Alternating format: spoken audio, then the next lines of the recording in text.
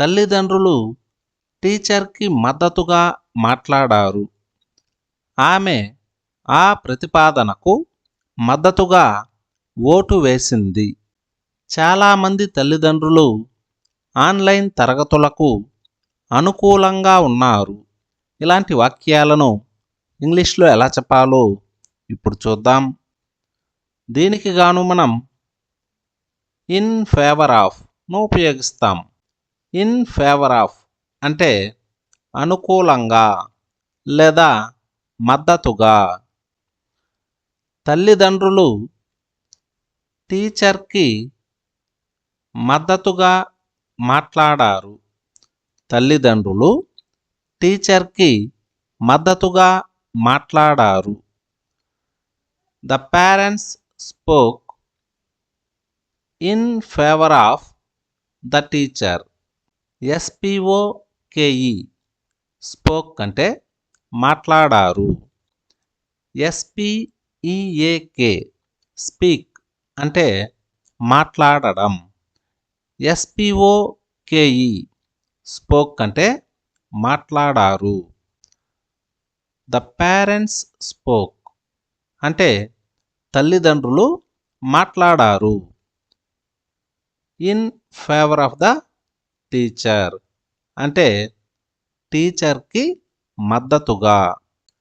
The parents spoke in favour of the teacher అంటే తల్లిదండ్రులు టీచర్కి మద్దతుగా మాట్లాడారు.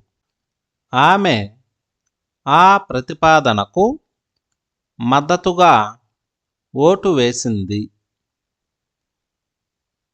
She voted in favor of that proposal.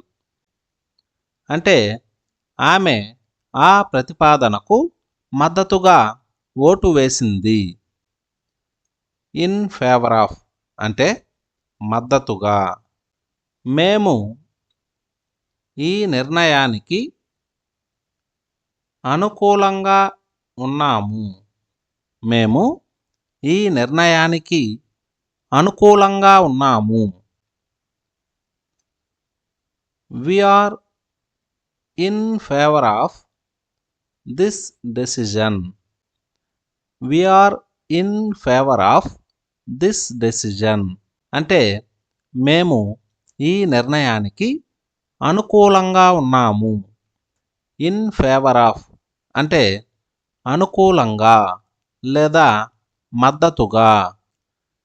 చాలామంది తల్లిదండ్రులు ఆన్లైన్ తరగతులకు అనుకూలంగా ఉన్నారు.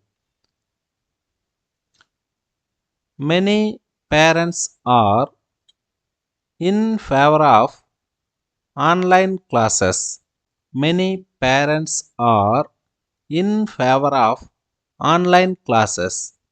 అంటే చాలామంది తల్లిదండ్రులు ఆన్లైన్ తరగతులకు అనుకూలంగా ఉన్నారు. ఇప్పుడు మీకు ప్రాక్టీస్ కోసం ఒక క్వశ్చన్. అతడు తన జట్టుకు మద్దతుగా ఉన్నాడు. అతడు తన జట్టుకు మద్దతుగా ఉన్నాడు. దీన్ని ఇంగ్లీష్లో ఎలా చెప్పాలో కామెంట్ సెక్షన్లో కామెంట్ చేయండి.